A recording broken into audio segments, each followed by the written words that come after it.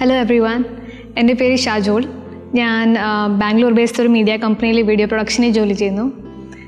ഞാനിവിടെ എൻ്റെ ഒരു ചെറിയൊരു ഗോഡ് എക്സ്പീരിയൻസിനെ പറ്റി പറയാൻ വേണ്ടിയാണ് വന്നിരിക്കുന്നത്. ഗോഡ് എക്സ്പീരിയൻസ് എന്ന് പറയുമ്പോൾ എല്ലാവരും വിചാരിക്കും വലിയ കാര്യമായിരിക്കും, ദൈവത്തിനെ പറ്റിയൊക്കെ ഭയങ്കരമായിട്ട് പറയുമെന്നൊക്കെ.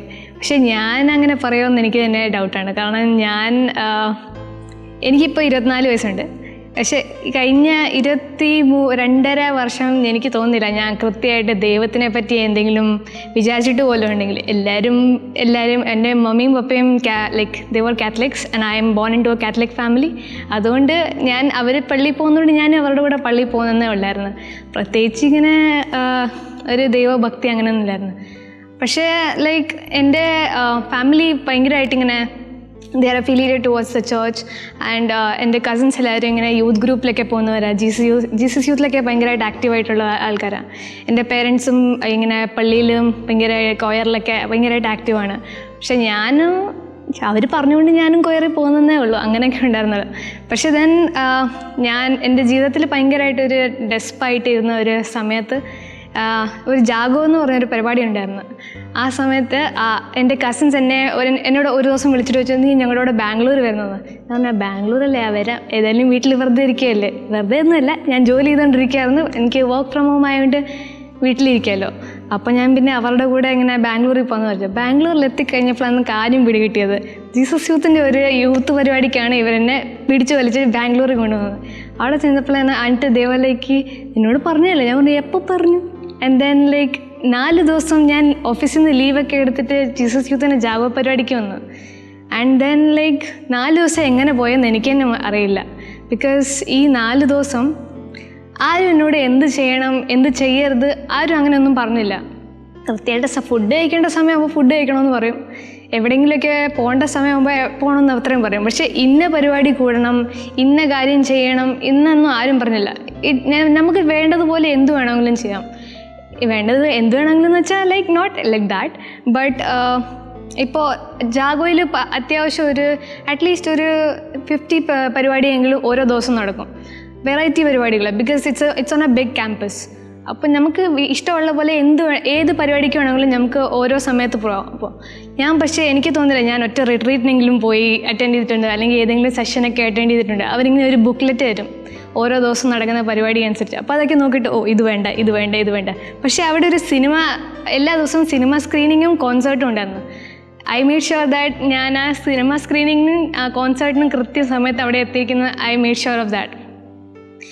But again, ആ cinema screening I think I only went for 1 or 2 movie screenings because it was happening on Christ University. And Christ Universityയിൽ ഞങ്ങളുടെ സ്റ്റേയും ഈ ഈ പ്രോഗ്രാം നടക്കുന്ന വെന്യൂസ് ഈ പ്ലേസും തമ്മിൽ അറ്റ്ലീസ്റ്റ് ഒരു 1 കിലോമീറ്ററിൻ്റെ വാക്കിംഗ് ഡിസ്റ്റൻസ് ഉണ്ട്. ആൻഡ് അതിനകത്ത് എല്ലാവരും നടക്കുന്നതുകൊണ്ട് ഞങ്ങളും നടക്കുന്നുണ്ട്. പ്രത്യേകിച്ച് വണ്ടിയൊന്നും ഇല്ലല്ലോ. വണ്ടി ഉണ്ടായിരുന്നു, but we had to pay them. അപ്പോൾ അവർ നമ്മളെ ഇന്ന സ്ഥലത്ത് വരെ ഡ്രോപ്പ് ചെയ്യും. അപ്പോൾ ആ മൂവി സ്ക്രീനിങ്ങിനൊക്കെ ഞാൻ പോവും. എൻ്റെ സിനിമ കാണും, നല്ല രസം. അടുത്ത ദിവസം വീണ്ടും സിനിമ കാണും, നല്ല രസം. എൻ്റെ ഈവനിങ് ആകുമ്പോൾ ഓരോ കോൺസേർട്ട് കൂടിയിട്ട് വരും. എൻ്റെ അവസാനം ആകുമ്പോൾ ബട്ട് ഇതിൻ്റെ ഒന്നും ഇമ്പോർട്ടൻസ് എനിക്ക് മനസ്സിലായില്ല. 6 months ഇതിൻ്റെ അടുത്ത മാസം വേറൊരു പ്രയർ ഗ്യാതറിംഗ് ഉണ്ടായിരുന്നു പൂനെയിൽ.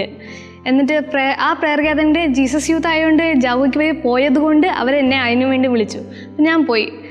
ആൻഡ് ഐ വാസ് എന്നൊന്ന് പോയി നോക്കിയേക്കാം എന്താണെന്ന് പരിപാടി നോക്കാൻ വേണ്ടി. എന്നിട്ട് ഞാൻ പോയിട്ട് it was a different experience, not like any other prayer gatherings or anything. It was for the first time in my life I felt like I am belonging to some place.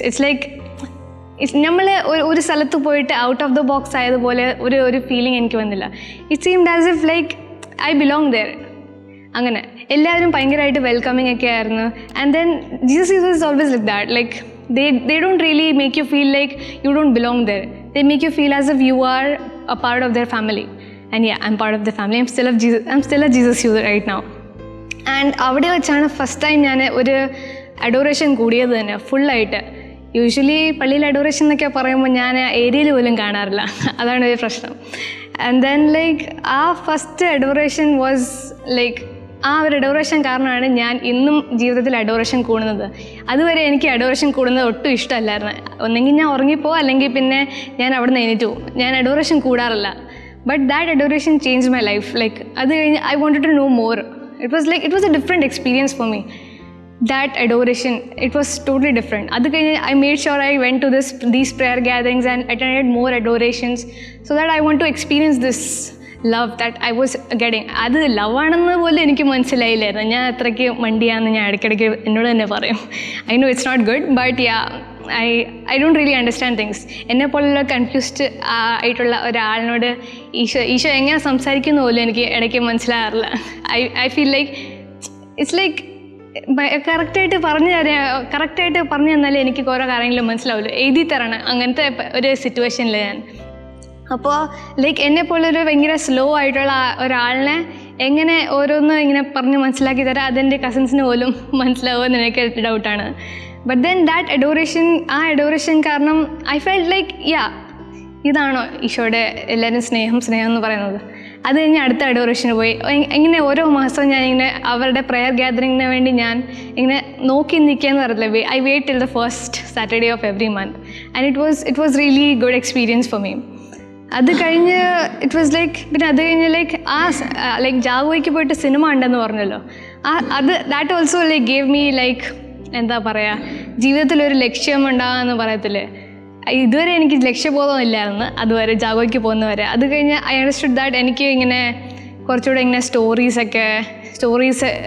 Stories പറയണം, ആൾക്കാരുടെ ജീവിതത്തിനെ പറ്റി എങ്ങനെ അറിയണം, എന്നിട്ട് പിന്നെ അത് വേറെ ആൾക്കാരോട് പറയണം. ലൈക്ക് ഇങ്ങനെ ഒരാളുടെ ജീവിതത്തിൽ ഒരു കാര്യം സംഭവിക്കുവാണെങ്കിൽ അത് ആ ആൾ വരെ ഒതുങ്ങല്ലല്ലോ, അത് നാട്ടുകാരും വീട്ടുകാരും എല്ലാവരും അറിയണം. കാരണം എല്ലാവരും അറിഞ്ഞാലല്ലേ അവരുടെ ജീവിതത്തിൽ സംഭവിച്ച ആ ഒരു ടച്ചിങ് ആയിട്ടുള്ള കാര്യം എല്ലാവരും അറിയത്തുള്ളൂ. അങ്ങനെ that's how we touch different peoples lives.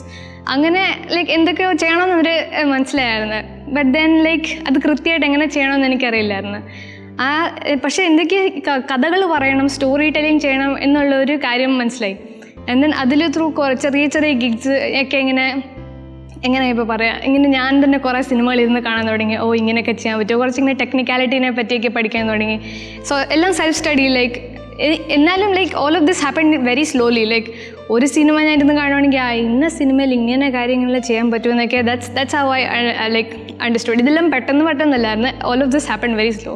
And then ഇങ്ങനെ ഒരു ജീസസ് യൂത്ത് ത്രൂ ഒരു പ്രെയർ സ്ഥലത്ത് ഒരു കോൺഫറൻസിന് പോയപ്പോൾ ഐ മെറ്റ് വൺ സിനിമാറ്റോഗ്രാഫർ. ആ സിനിമാറ്റോഗ്രാഫറിനോട് കുറച്ചിങ്ങനെ നെറ്റ്വർക്കിങ്ങിനൊക്കെ പറയില്ലേ ആ സംഭവം. എന്നിട്ട് പിന്നെ like we talked and all. എന്നിട്ട് പിന്നെ ആ പുള്ളിക്കാരൻ like he introduced me to other Giggs.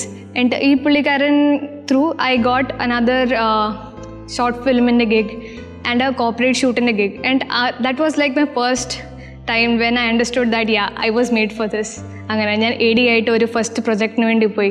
അത് കഴിഞ്ഞ് ലൈക്ക് വേറൊരു short film, that was A documentary short film, അതിന് വേണ്ടി ഞാൻ പോയി. That's how I understood. Like and all this while I am asking ഈശോയെ എനിക്ക് മനസ്സിലായി കഥകൾ പറയണമെന്ന്, ബട്ട് ഐ ഡോണ്ട് അണ്ടർസ്റ്റാൻഡ് ഇതിലൊരു എന്താണ് ചെയ്യേണ്ടതെന്ന്.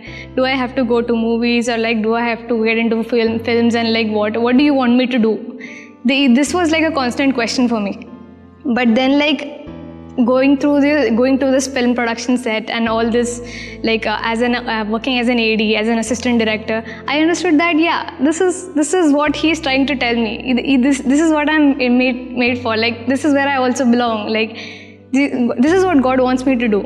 Angane. And then like അങ്ങനെ പിന്നെ ദെൻ ഐ വാസ് ലൈക്ക് ഏതായാലും എൻജിനീയറിംഗ് പഠിച്ചല്ലേ, പ്രത്യേകിച്ചൊന്നും പറ്റിയില്ല ജീവിതത്തിൽ. But that was a degree I got. I am an engineer by my profession, but professionally, I'm working as a video producer, not really video producer, but a strategist, content strategist and a copyrights person at my current company. And then like ഇതെല്ലാം മീഡിയയിലൂടെയാണ്. Engineering കഴിഞ്ഞിട്ട് മീഡിയയിലോട്ട് എന്തുകൊണ്ടാണ് കയറിയതെന്ന് ആൾക്കാരെല്ലാം ചോദിച്ചു. Like because ഒരു 180 degree shift ആണല്ലോ ഇങ്ങോട്ട്. And I was like I don't know, I just got into it because it seemed interesting to me. And then ഇങ്ങനെ ഓരോ ഫിലിം പ്രൊഡക്ഷൻ്റെ കാര്യങ്ങളൊക്കെ ഇങ്ങനെ ഓരോ ഫ്രീലാൻസ് ഓപ്പർച്യൂണിറ്റീസ് ഒക്കെ കിട്ടുമ്പോൾ I got more and more clarity that ഇതിലോട്ടാണ് എനിക്ക് ജീവിതത്തിൽ ചെയ്യുന്നത്. This is what I want to do with my life. അങ്ങനെ I got enrolled in to masters program for media and communication. And then I'm going to pursue that next year. That's how my life turned out. But all of these freelance opportunities that came to me അതൊക്കെ I don't know how it came to me because അതിനൊക്കെ highly qualified ആയിട്ടുള്ള ആൾക്കാരാണ് വേണ്ടത്. And I am here with no experience. I am a first timer going there. But then usually it's like, and then like somewhere I heard that when God calls you, He qualifies the unqualified. That's what I heard. And that's when that actually clicked. And like I'm like, yeah, a first timer like me, God gives me such big opportunities. And I was like very thankful to Him. And then like, I don't know, that's how my life changed.